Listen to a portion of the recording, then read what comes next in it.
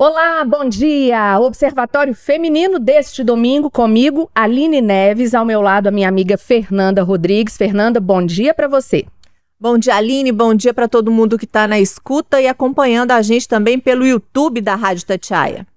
Gente, estar infeliz em alguma situação da vida ou insatisfeita no trabalho, insatisfeita no relacionamento. Muitas de nós, né, já passamos por isso em alguma fase da nossa vida.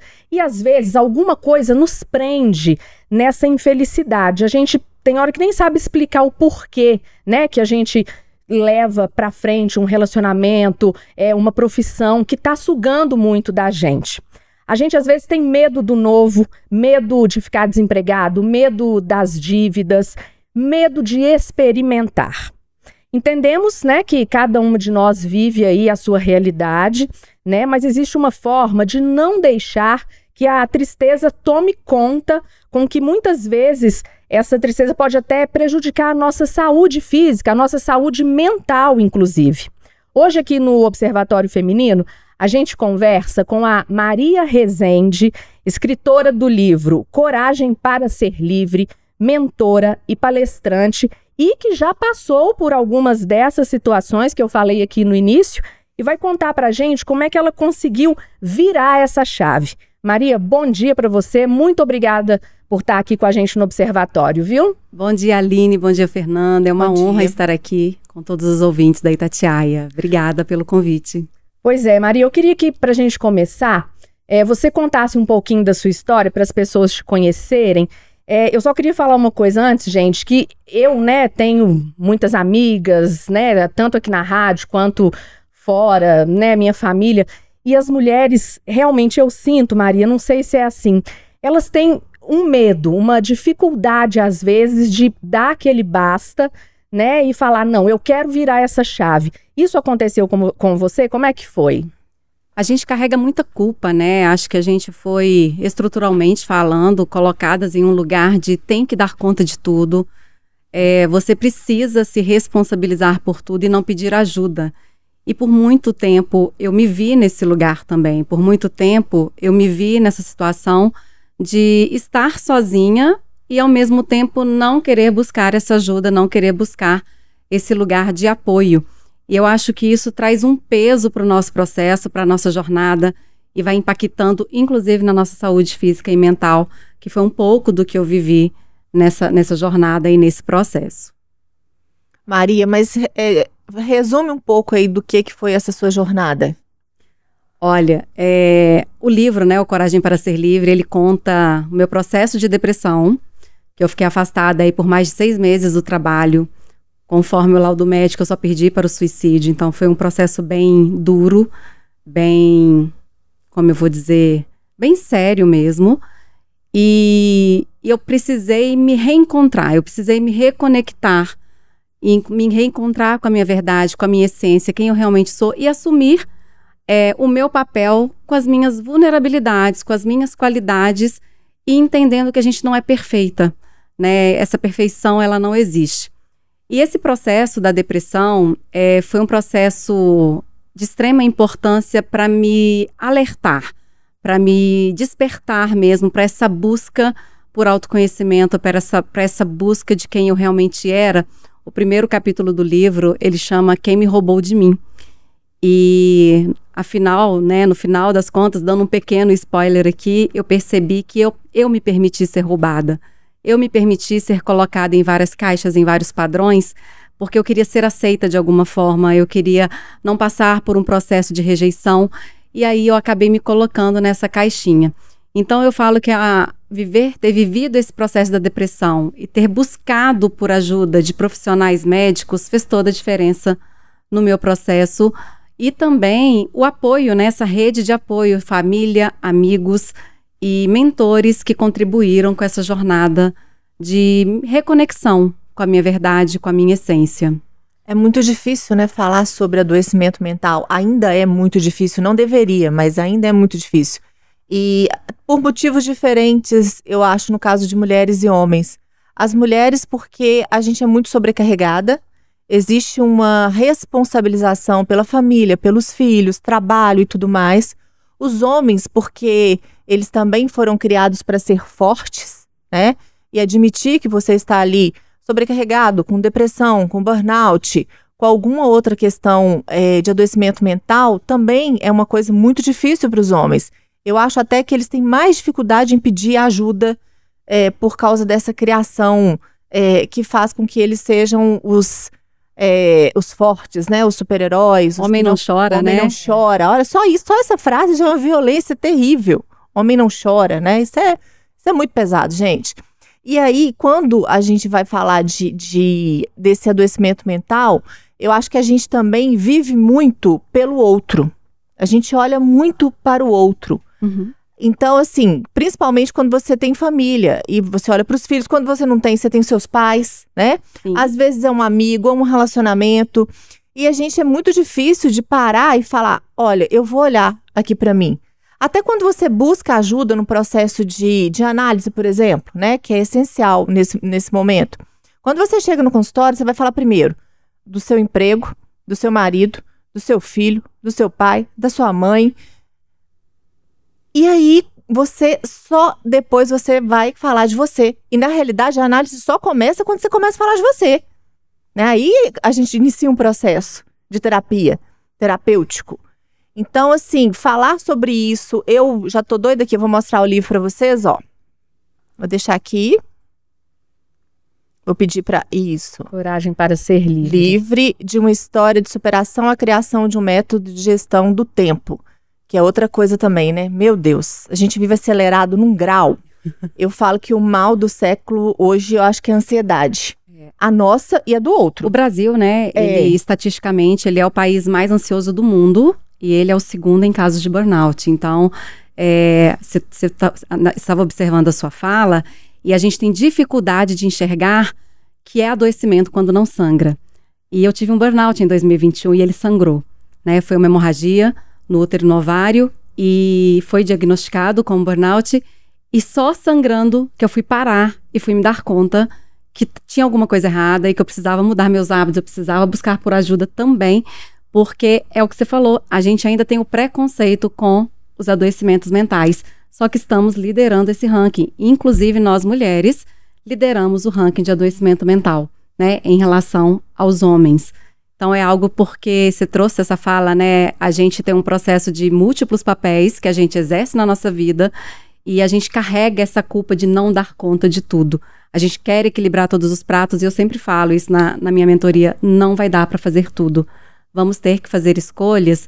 E um ponto importante que eu falo que é até uma pergunta difícil de ser respondida quando eu inicio o processo com as meninas é: quem é você? É difícil de responder, porque Demais. A gente tá pro outro, a gente fala do outro, a gente se doa pro outro, e quando a gente vai se priorizar, a gente entra mais uma vez num processo de culpa, achando que é um egoísmo da nossa parte, que a gente não deveria se priorizar, só que a gente precisa lembrar que se a gente está bem com a gente mesma, a gente vai fazer melhor pelo outro, então a gente transborda o que tá dentro, então acho que pensar dessa forma, por mais difícil que seja, começar a ir passo a passo, acho que é um caminho também para revisitar esse lugar que a gente tem sido colocada e levada aí por um adoecimento que não é fácil de lidar, não é fácil para quem tem e não é fácil para quem está no entorno também por não saber lidar com algo que é invisível e que é difícil de você mensurar, é difícil de você enxergar, né? A gente fala muito sobre a psicofobia, né? Que é esse preconceito com quem padece de algum tipo de adoecimento mental. Então, acho que a gente precisa falar mesmo, assim. É uma luta que eu tô nela, que eu decidi entrar, uma causa que eu decidi lutar mesmo, falando sobre o tempo e a saúde mental das mulheres. E quando, né, a gente está vivendo esse processo de adoecimento da saúde mental, Maria, muitas mulheres começam, né, a não querer sair da cama, a ficar muito triste. Algumas procuram, né, os médicos, os especialistas, psicólogos, psiquiatras, e parece que é uma bola de neve, porque aí desde a sua gaveta ali que você não arruma mais, você não quer mais mexer com nada de casa, vai deixando, aí começa até a se endividar muitas vezes. Parece que é uma bola de neve e depois para sair dela é muito difícil, porque aí vai estar com a vida bagunçada, Exato. né? A vida bagunçada. Eu queria que você falasse também, Maria, sobre o que está ali na capa do seu livro, a gestão do tempo. O que é essa gestão do tempo? Eu costumo dizer que eu lembro de ser uma referência em produtividade na empresa quando eu trabalhava, só que eu trabalhava de domingo a domingo, 10, 12, 14 horas por uma escolha minha. E esse excesso me levou ao adoecimento. E aí foi que eu percebi que eu não sabia o que era gestar o meu tempo, gerir o meu tempo, porque é diferente. Né? Eu falo que não é só colocar as coisas numa agenda, porque se fosse só isso, todo mundo tinha tempo. Então, quando a gente fala de gerir o tempo, e eu costumo dizer que o tempo das mulheres é diferente do tempo dos homens por causa desses múltiplos papéis e dessa sobrecarga que nós mulheres carregamos mesmo, né? Desse cuidar da casa, cuidar da família, mas eu também quero ter uma carreira de sucesso, eu também quero ser uma grande profissional. Então, a gente vai entrando para um lugar mesmo por isso eu falo de gestão do tempo com foco em saúde mental, porque foi o que eu percebi quando eu desenvolvi a metodologia, que eu falo disso no livro, porque eu precisava saber para onde que eu ia voltar quando eu adoecesse, quando eu estivesse perdida, porque os excessos, eles realmente me levavam para um lugar de adoecimento. Eu costumo dizer que o meu método foi um antídoto para mim, para me vigiar mesmo, para que eu não ultrapassasse os limites. Eu amo o que eu faço, eu amo o trabalho. E eu costumo dizer que adoece quem ama o que faz. Porque aí a gente vai sem perceber até que algo aconteça, algo mais grave venha a acontecer. Então, por isso a gente começa a entender que dentro dessa gestão do tempo da mulher, a gente precisa colocá-la como prioridade, ter um tempo de autocuidado. E quando eu falo ter um tempo, eu não estou falando de muitas horas. A gente sabe que o tempo de trabalho ele é muito maior na nossa agenda, mas se eu começo a ter pequenas pausas no meu dia a dia, eu começo a cuidar de mim. Vocês vão ver no livro, você trouxe uma coisa que me lembrou, que está no livro, que é o armário bagunçado. E o armário bagunçado, ele foi um reflexo do meu adoecimento, da depressão. E o outro ponto, só para vocês terem uma noção do simples pode ser efetivo, no meu telefone, eu tenho 4 despertadores e tem um print disso no livro, que é ele me lembrar de respirar durante o meu dia. Para que é isso? Para que no momento que eu estiver ansiosa, numa rotina turbulenta, sem lembrar de parar para almoçar, sem lembrar de, opa, respira, levanta, estica a perna. Então, ele me lembra do básico, que é respirar e que a gente não vive sem. Só que sem a gente perceber, a gente para de respirar, porque a gente fica ofegante, a gente vai intensa naquela rotina turbulenta e a gente esquece de voltar para o básico, que é o respirar, e que nos volta para o nosso eixo. Então, são pequenas ferramentas, pequenas atitudes que eu chamo de ancoragem, para nos lembrar quando a gente exceder os nossos limites, para a gente cuidar desse lugar de excessos. Eu tô te ouvindo aqui com muita atenção. Eu também. E um pouco preocupada, porque assim, eu também amo o que eu faço, né? Dedico muitas horas ao meu trabalho, porque é uma coisa que eu gosto muito de fazer. E eu falo que eu não consigo ficar com a minha agenda livre. Isso me gera ansiedade. E além do trabalho, eu ainda inventei de estudar, de fazer uma faculdade, e agora eu tô formando essa faculdade, mas eu já tô ansiosa, porque aí eu vou ter as manhãs livres, o que eu vou fazer com as minhas manhãs livres, como é que eu vou ocupá-la, e eu já tá me gerando ali eu falei, gente, já tô ficando deprimida, porque eu vou formar, e não sei, mas, então, assim, ao mesmo tempo, eu entendo um pouco que é uma fuga de mim mesma, né, porque assim, se eu estou ali me envolvendo com tantas coisas, eu deixo de envolver com as coisas internas, né? Com as coisas que eu preciso cuidar dentro de mim, que eu preciso desenvolver em mim. Fernanda com Fernanda.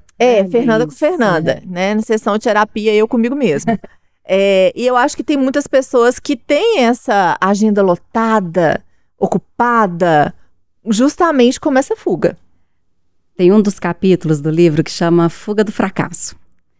Eu tinha me divorciado, tinha passado por 3 abortos no meu casamento, e quando eu me divorcio, aí eu entro em depressão, né, me afasto ali e fico num processo de querer ficar só deitada, casa escura, não queria olhar pra ninguém, né, é um processo mesmo.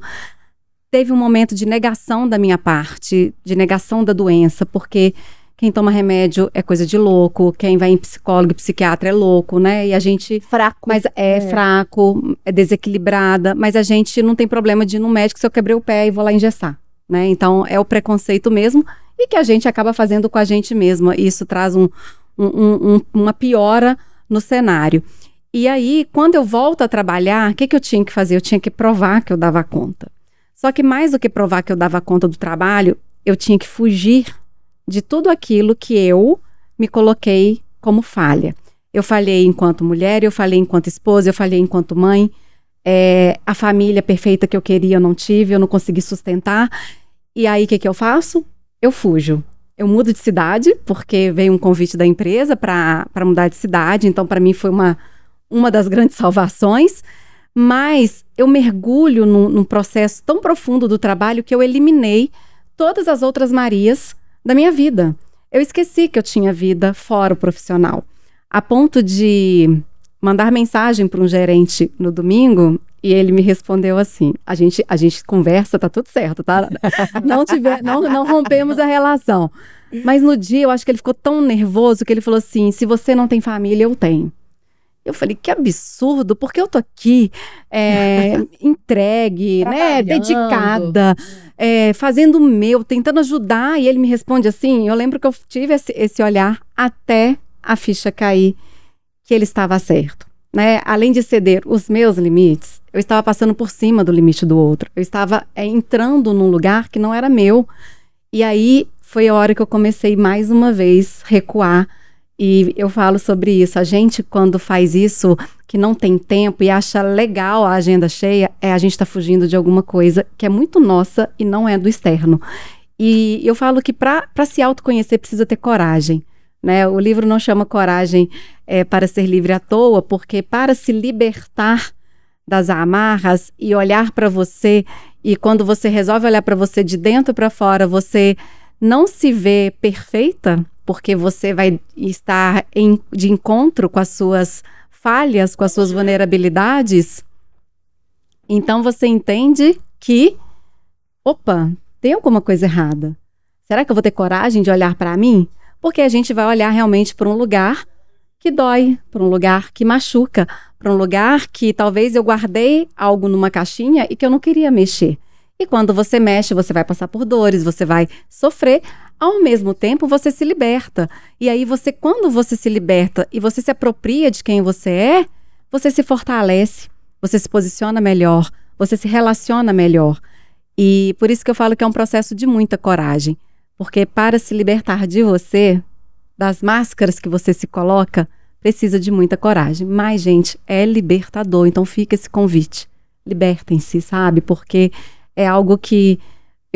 Aí tem mais um capítulo, né, que fala a louca do autoconhecimento, porque quando eu descobri as maravilhas de se autoconhecer, eu vivo isso eternamente, né? Eu falo que vai ser uma evolução constante, é um processo evolutivo, porque quanto mais eu me autoconheço, mais eu me fortaleço, melhor eu fico, melhor eu me posiciono, melhor eu encaro as dificuldades da minha vida, os desafios da minha vida. Então a gente começa a ser livre, sendo a gente de verdade. Eu tô louca pra ler esse livro. Eu já tô aqui folheando. Eu também ganhei um, vou ler rapidamente. Ô Maria, a gente já tá caminhando pro final, infelizmente, mas eu queria, só pra gente fechar aqui, você dá palestras também, né, sobre esse assunto. Eu queria te perguntar como é que faz para as pessoas te acharem, né, te chamarem para dar uma palestra, suas redes sociais, você quer deixar um e-mail, como é que é? Sim, as minhas redes sociais é Maria Rezende, o Rezende é com S.mr, que é o Instagram. E o LinkedIn, Maria Rezende também, vocês vão me encontrar. E para quem quiser adquirir o livro, é www.coragemparaserlivre.com.br. Vocês conseguem entender um pouquinho ali do contexto, fala um pouquinho do que o livro propõe e vocês conseguem adquirir o livro também. Eu já ganhei o meu, vou ler, Fernanda, vou ler rápido esse livro, vou gostar, tenho certeza. Porque... vamos acabar logo, Aline, que eu tô ele é um livro prático, tá? Então, você vai lendo e você tem alguns exercícios para você ir praticando durante a leitura. Maria, então a gente queria te agradecer, viu? E, gente... Vamos virar a chave. A gente consegue. É uma luta constante, é uma luta você com você mesmo, mas a gente consegue. Maria, muito obrigada, viu? Bom domingo para você, bom dia. E domingo que vem a gente volta, né, Fernanda? Domingo que vem a gente tá de volta, gente. Vamos ler, vamos procurar ajuda, análise, terapia, amigo, boteco, qualquer coisa. Vamos dividir nossa vida aí em várias personalidades da gente mesma, mas aproveitar tudo que a gente tem de melhor. Um abraço, até domingo.